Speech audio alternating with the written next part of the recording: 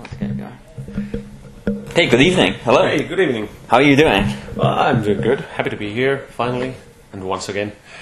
Enjoying our unusually warm weather today. It is that, alright, because I thought it's just like normal thing here to have like early spring and nice summer weather.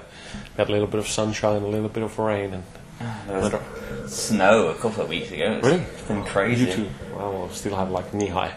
So, I mean, you've just been in Japan and South America. Yep. So, I mean, what was that like?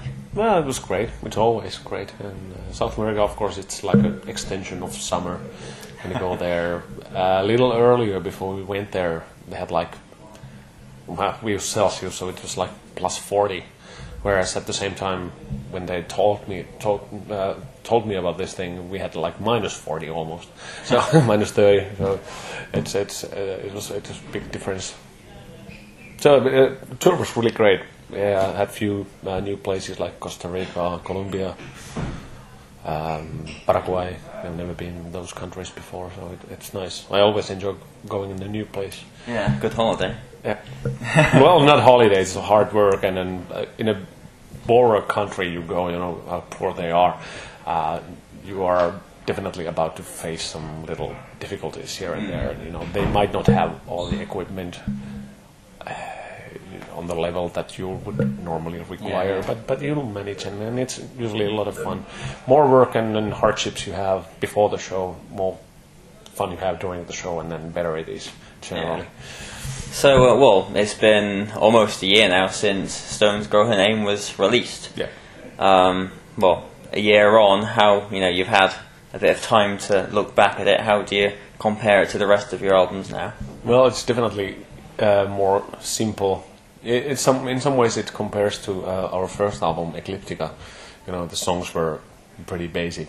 Like if you take Full Moon, for example, it would fit Stones Grow Her Name album really well. But then again, you know, the biggest difference between those albums is probably the speed and age that we have. So the songs are fairly simple. We wanted to kind of keep it that way this time around because we recorded two albums that went like a little bit over the top, according to some people, you know, with that kind of exploration thing, and then the songs started to be a little bit too difficult. And well, it was time to do something different once again, and this was the result of it. And I don't know. And I'm sure you're still happy with it. Yeah, of course I'm happy. Yeah. You know, Yeah. there's always, I think there's always room for improvement and changes. And but generally speaking, this album has a lot of good moments, and I'm really happy with it. So, I mean, obviously the band has moved away from power metal over the years. Yeah. Do you think metal in general has? Do you think power metal isn't as popular as it was maybe 10 years ago? I'm pretty sure it is not as popular as it was. I don't know. I don't really follow the scene, but I've been told that it's kind of going on the other direction at the moment. But you know, everything goes in cycles, and I'm sure it'll come back. You know, with the next generation or something like that. You know, in 10 years. So everything always comes back. And so that's the reason why all the power metal bands just should stick to it, pretty much, if that's what they want to do. But for us, it was time to do something a little bit different. But you know, talking about Stones Grow Her Name, the only thing I would have actually really changed about it, I think we should have had a little bit more speedy and aggressive songs on the album. Yeah. It would have suited real well, but it came out that way, a little bit on the soft side, you know, a little more edgy. But you know, next album, then we'll change it.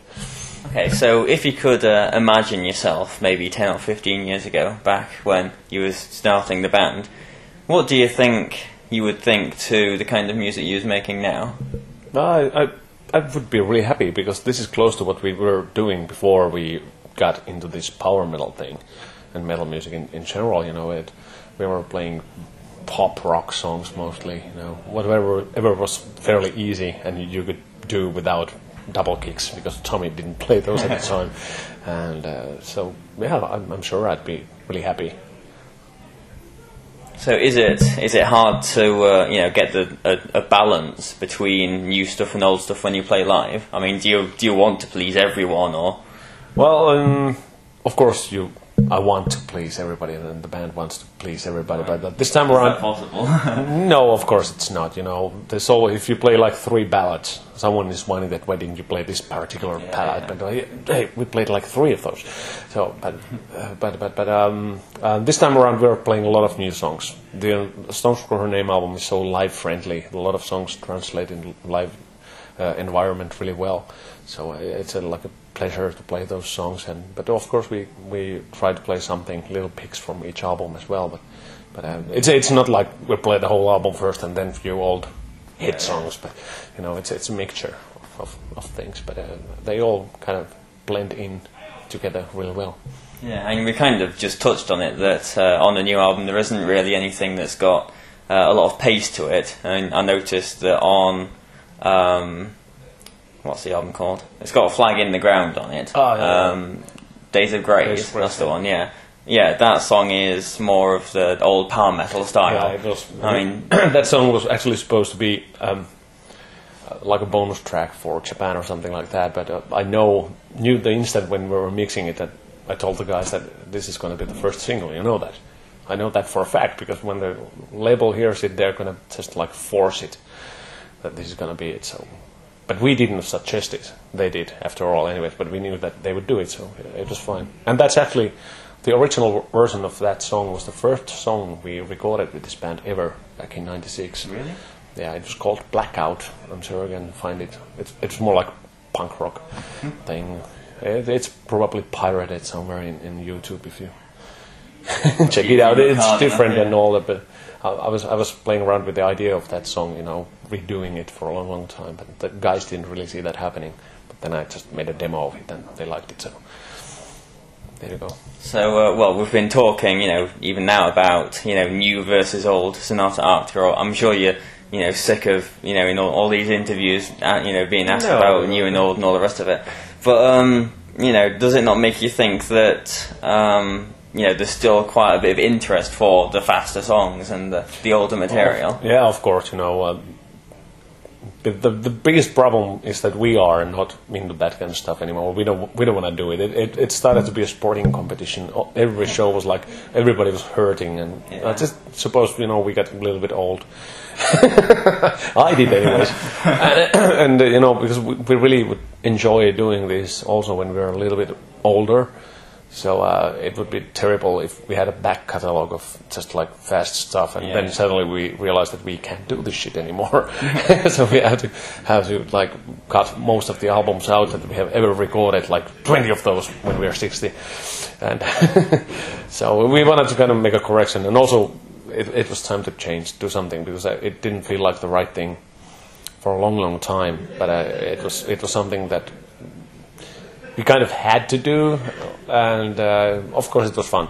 The first 3 albums, and then the 4th started to be like a pain in the ass already, and then came Junia change, which really didn't help the thing at all. It made the whole thing even harder and more difficult in certain ways. But it was necessary. It's a evolving thing what we do, and then when. In 20 years, when you look back at these 3 last albums that we did, and they're just like small episode in the whole story. Same as let's take Queen. There's some pretty weird stuff here and there, but they always bounced back and found a new glory. Yeah, exactly. Yeah. Such things, but hits and misses. And it's always up to the opinion. There are people who enjoy those albums as well. Yeah. So, you've had plenty of years of touring now. What do you think are the main things that you've learned while you've been on tour? About life in a band. Life in a band. You should keep your mouth shut about certain things, but I never do. That's one thing, And we are a family, and everybody should when we live on a bus. Everybody should think the whole thing in a way that we are as guests on everybody else's home there on the bus. So understanding that thing that you're not in a hotel, your mom is not there. That's the one thing that you need to learn. Some guys are more messy than other ones, and there seems to be always some mother figure in the crew at least, if not in the band, who's like more into cleaning and taking care of the everyday things that usually your wife and girlfriend and mother takes care of when you're at home. But, so not those little things, and of course you learn a lot about yourself, what you should do before the show and all that stuff to be able to perform max, every day. I mean, do you have any particular, really good or really bad memories from over the years of touring? Well, every time when you have to cancel a show for whatever reason, those are really bad, and unfortunately it's been me every time. Oftentimes it's the singer that you have to cancel, losing a voice totally. What can I do? I'm a human being, and if I get ill, there are a lot of people with flu and they want to hug you and give you a kiss and stuff like that, which is all really nice, but there are moments when people should realize that, okay, these guys are like working with their buddies, and they need to stay healthy, and if I have like Ebola, not necessarily, or some kind of flu or whatever, influenza, you don't necessarily go and get really close to them, even though it would hurt. You've been waiting for 10 years or more to see this band, and I know these guys are there, but now I want to get them ill. So that kind of thing. Okay. Little something to think, for everybody. We always have a next show in some point, and anyway, after a long tour, when you go home, you gotta your body gives in, and if you are about to get sick, you will. You get a flu and everything breaks your back and bones. And yeah. So, right, I mean, the band is, obviously is, your full-time job. So, what percentage of being on tour would you say is pleasure, and what percentage, work? I think it's roughly less than 10% is the pleasure of being on stage and doing what you are really supposed to do. Like giving these interviews, despite what you said there earlier, these are fun things to do. And, every band should realize that if you don't give any interviews and if nobody offers to make one, to their magazine or a website or whatever, and, the band is no more, the publicity is the biggest part of this whole thing. People should know your music, keep it going, unless you want to keep it like really yo downstairs there. Nobody knows us now, Brandy. We are the best band ever. But, So the future, you've got you're doing 4 or 5 dates in the UK now. Then the whole summer festival thing. After that, what are your plans? The last show we have, I think, is August 18th at the moment, with this album on this tour. This tour actually ends in London. That's the last show of Stones for Her Name World Tour, and then the rest of the stuff is just festivals. So after that last festival show we are in a week or so after that we start rehearsing the new material for the next album and go in studio, I think in October or so. And the plan is to release the album in time so we can have one long tour somewhere on this planet before the summer festivals next year. So I think like March, April, around that time. That's the plan. Okay, so have you got, you said rehearsal, have you got songs in mind then? No, I have a lot of songs actually. I just counted, I have like 42 songs. I think that's the meaning of life too, the answer to everything.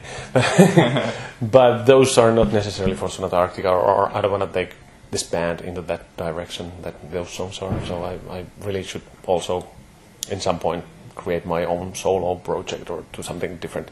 But I'm sure, as usual, I will steal some of the songs from that thing and use them with Sonata Arctica as well. It's just a matter of arranging the thing. But, I think I'll talk with the guys and do things a little bit differently again. I just ask what kind of songs they want to have and then write those songs.